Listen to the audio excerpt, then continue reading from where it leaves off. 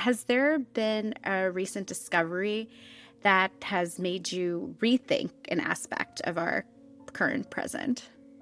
Well, one of the big topics that, goes on at the moment is surrounding gender.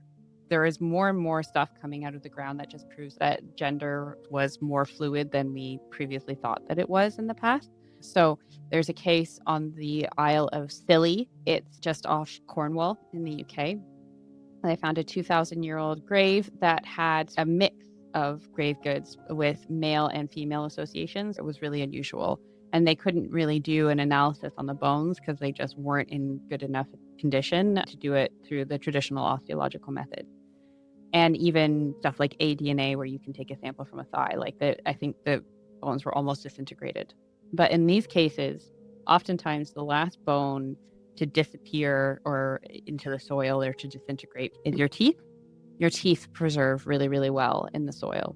And there's a new type of analysis that's being pioneered at the moment that looks at your dental enamel peptides. They applied this new technique to the teeth, which I think were basically all that was left of this burial.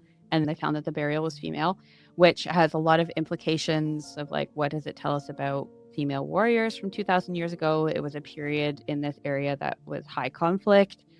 There was another one that came out at about the same time from Spain, where there was a tomb that had been found a while back that had tons of really high status items. Again, the bones weren't in very good condition, but due to the high status of the items and everything, they assumed that the occupant was male, and it was called the Ivory Man.